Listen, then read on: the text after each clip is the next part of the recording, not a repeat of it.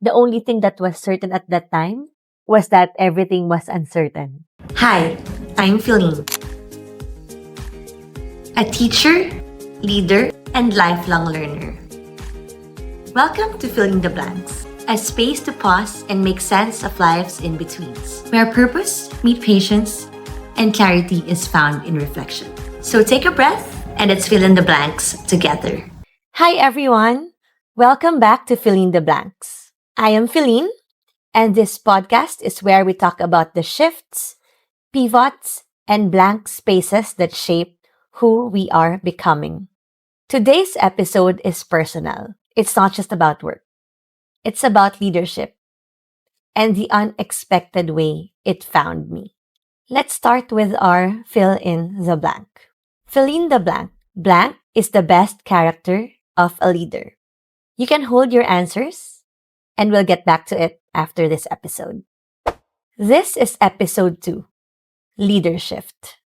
How I got into leadership and the twists and turns that came after.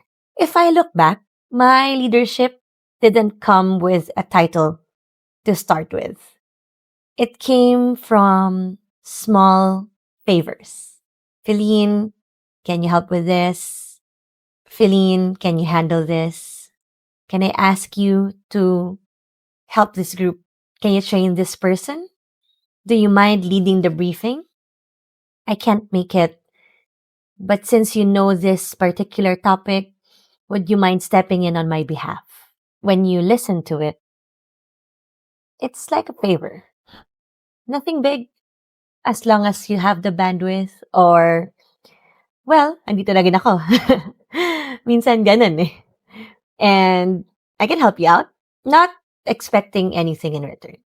I mean, I'm the type of person who likes to pay it forward.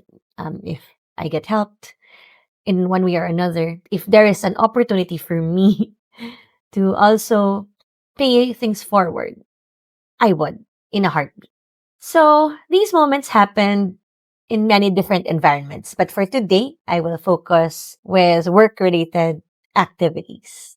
So it happened in my industry before, which was in distribution.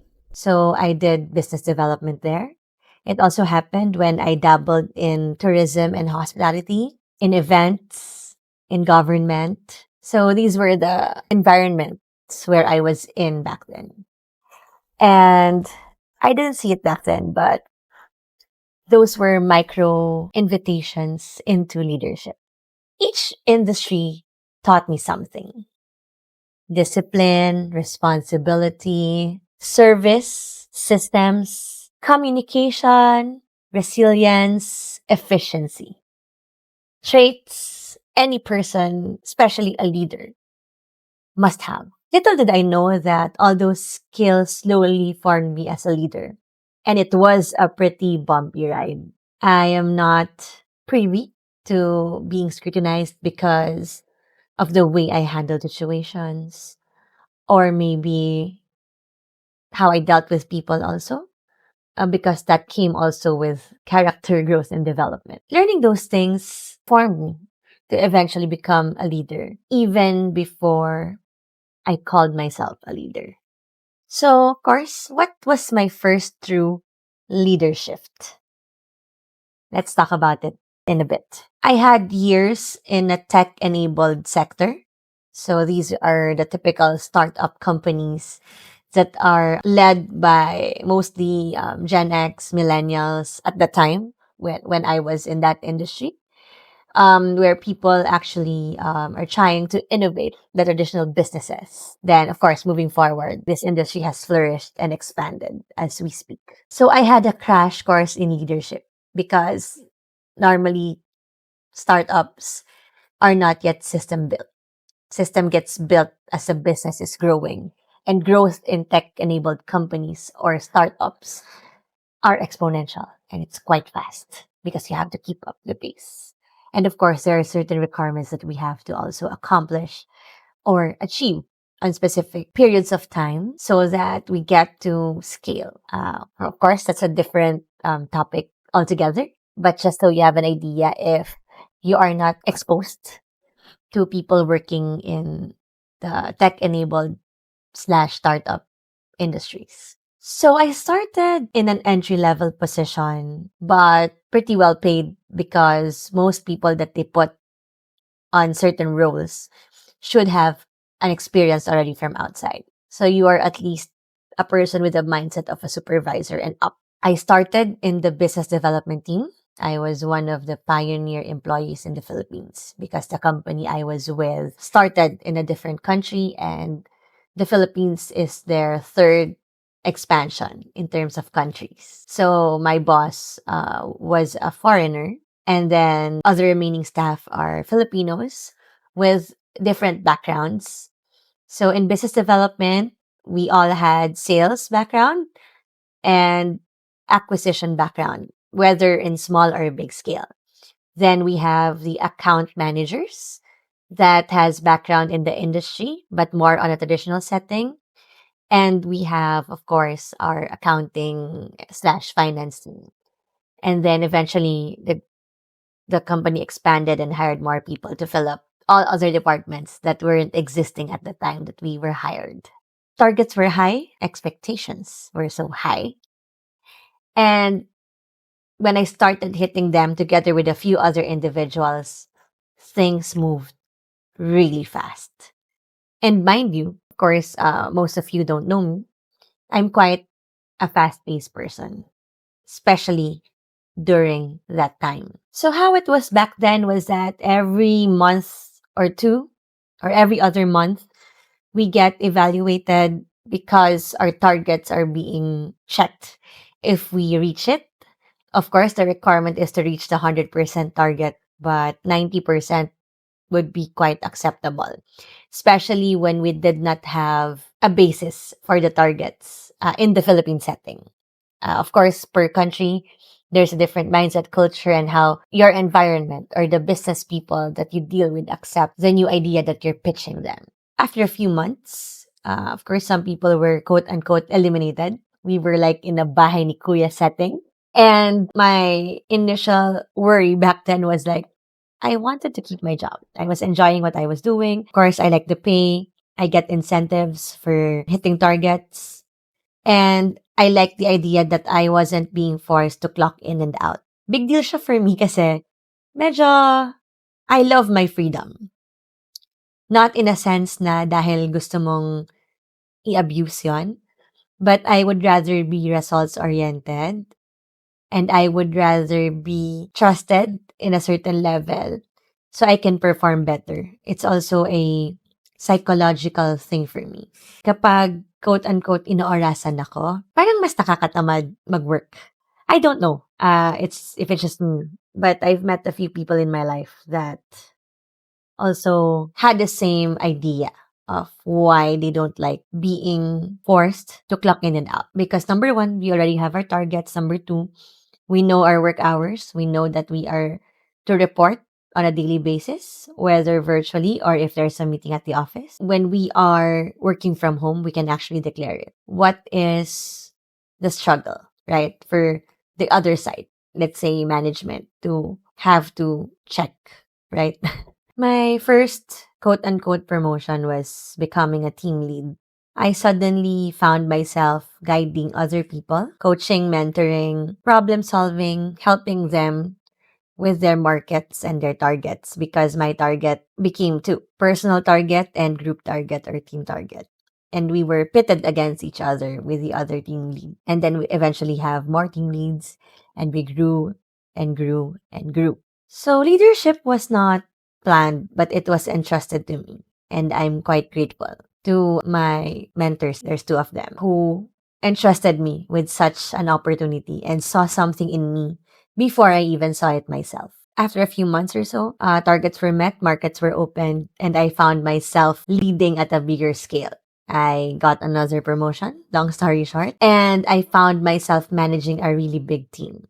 There were two of us in that specific role, and dealing with frontliners to managers was quite a bigger challenge for me. We opened multiple cities, expanded aggressively, and I had to grow up fast. And eventually, I became an acting head of that particular department. At the time, it was when I learned the hard way that I had to stop being the best performer. And the role required me to be helpful to others. Yes, I still had a personal target, which my team did not understand at first because they were saying that, oh, why are you closing deals by yourself? You can pass that lead to us.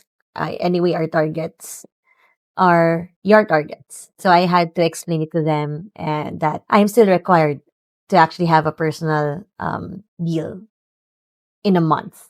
Not every other month, but every month. Number one, because I had to lead by example, that what I am requiring them to do, I can still do. Number two, it challenged them as well, which some people did not understand because they are part of my team.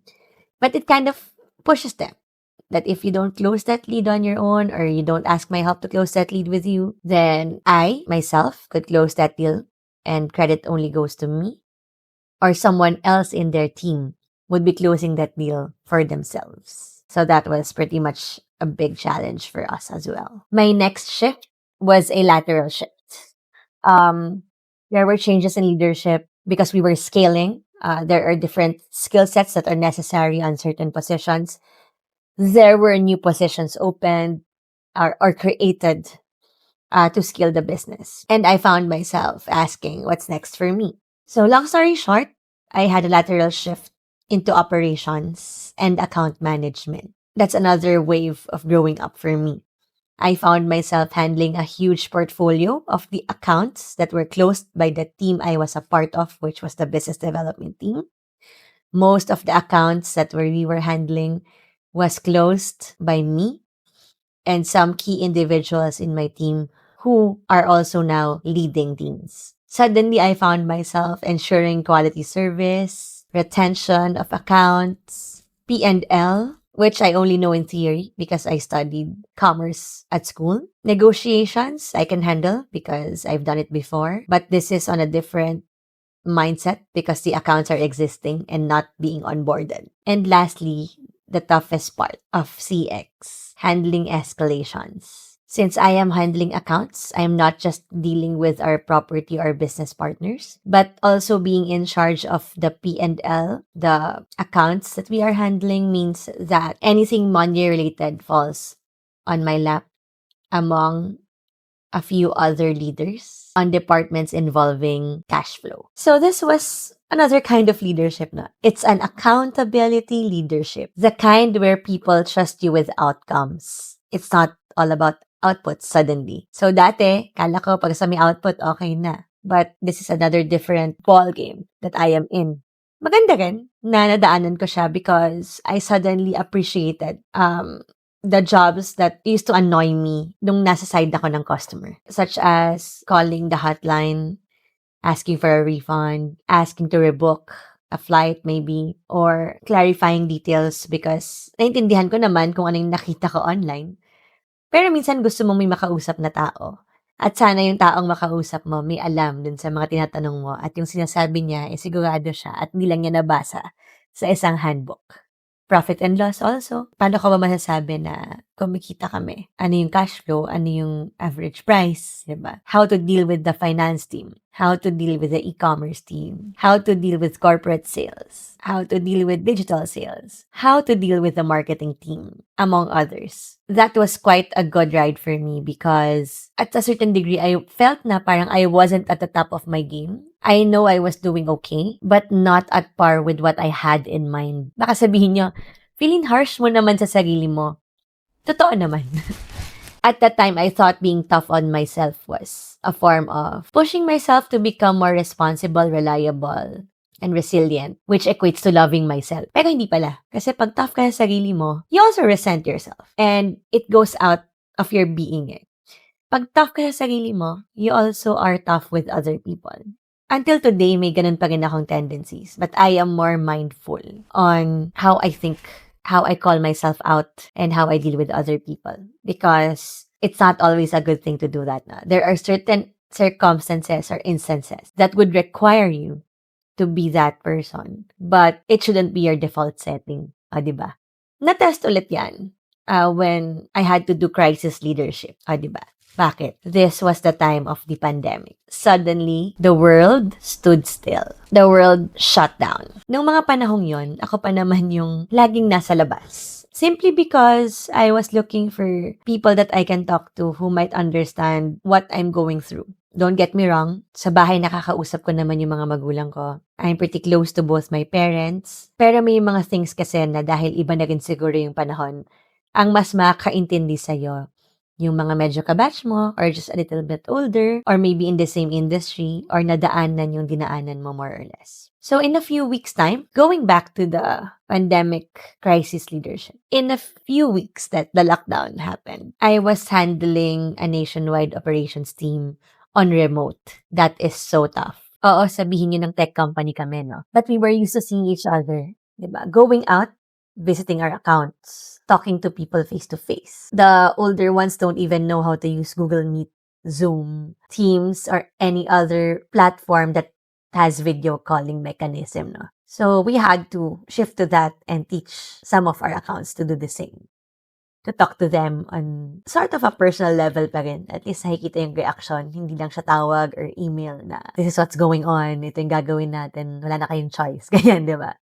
So, it was quite tough for me to lead during uncertainty. And at the time, we were facing losses. There were lots of shifts in leadership above me. There were certain problems that happened on ground before the lockdown happened, internally and externally. I didn't know how to support essential workers. What do I know, right? In the past, I've done some volunteer work na sa mga areas that are flooded, or maybe do outreach programs. But that's just a one-time thing or a two-time thing, right? It's not like you have to deal with it on a day-to-day basis, like a crisis management team. And we did not have that in our company at the time.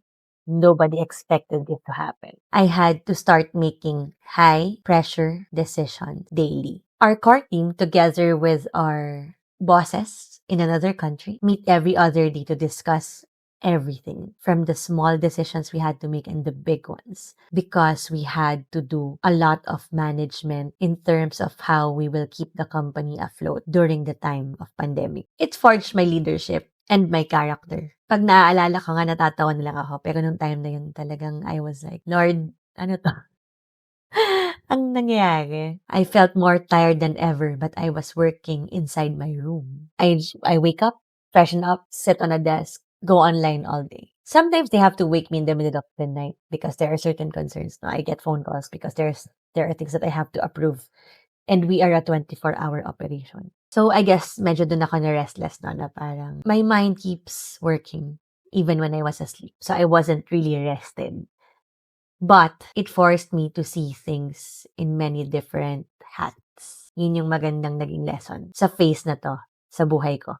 At this point in time, leadership was no longer about titles. Lahat kaming hindi na furlough, leader. Iilan na lang kami. Nababawasan pa kami every 2 weeks, maybe 3 weeks. Some would resign, some would be laid off, others would be taken out from furlough just for a certain period of time, then ibabalik ulit doon. The only thing that was certain at that time was that everything was uncertain. So ngayon, leadership was all about steadiness, courage, ano pa ba? Clarity, at ang pinaka-importante, serbisyo. Big word, di ba? Sa ibang tao, they use service in a light note, no? Pero sa akin kasi, lalo na nung mga panahong yon, the word service meant a lot deeper to me. Whether that service is something small, helping out a friend in need, may nakita kang nagbubuhat ng groceries habang ikaw ay nandun sa area, tinulungan mo lang na ilipat niya yung groceries dun sa kotse niya. Helping someone find a contact for a certain supplier, di ba? Service yon to the big things, di ba? Service na hindi kailangan makita ng mga tao, pero malaki yung impact. That was a kind of leadership that changes anyone who took it well. So after that season, leadership kept following me. So bakit following me? Maintindihan niya rin maya-maya lang. Looking at it, no? I was pushed into the public sector. Willingly naman. Walang pilitan, of course. There was an opportunity that came knocking in my door and I said, looks good. I read about the leaders. Sabi ko, parang most of the leaders are okay. Ako naman, sige, let's try it out. I took on administrative and strategic responsibilities, coordinating major rollouts, drafting policies, supervising units on behalf of my boss. There, leadership had structure and order and a certain level of integrity, which I did not find elsewhere at that time. Sabi ko, okay pala, no? May ganito palang structure, sistema, kahit papaano, no? And at first, I didn't know if I would like it or I would resist it. But okay naman pala. Then, I also had corporate and digital leadership, where I shifted to the digital and e-commerce space. I handled acquisition, pricing, pitching, and cross-functional projects. At that time, leadership was about agility. It's about direction, creativity, and it should be quite strategic already. Every industry I've been to strengthened my leadership in different ways that I couldn't even imagine I would be seeing the word leadership. Later on, another industry came into my life. I stepped into it, and it became one of my most defining chapters. It was a leadership role in the mobility and lifestyle sector. Here, I stepped into a certain level of national marketing, handling brand campaigns, handling events, dealer relationships, distributor level and large-scale activations, and stakeholder management. In this sector, I learned how to lead leaders. I learned how to navigate rooms filled with senior level officers. I learned how to balance personalities, expectations, and politics. Hindi ko na i-expound. But my leadership matured from performance. And then, it turned into a bit of influence, to culture, to stewardship. After that came an obedience shift. It was quite a moment of alignment. This is the part where teaching came into my life. And to be honest, I am still in awe that it felt like I was home. I started teaching subjects that are related to management, specifically in the arena of tourism and business, because my experience also is on that specific alignment. When I started teaching, every shift I've gone through started making sense. And I did not expect to see that right away, but I did. Galing lang. While teaching, I also transitioned into strategic projects and operations in a media company, and my role is more on dealing with certain content, profile reports, storytelling, communications, and project leadership. So now, leadership is expanding in both arenas. It became directional, influence-based, and to be purpose-driven. So dati, sinasabi ko yung word na purpose-driven. Purpose, I have a goal, a role. But I never really understood what purpose-driven meant. I thought if it's just something that I really, really want, yun. But if it comes from an alignment, from a higher being, it's anointed na, ibig ko sabihin. Yun na siya. It's a matter of obedience.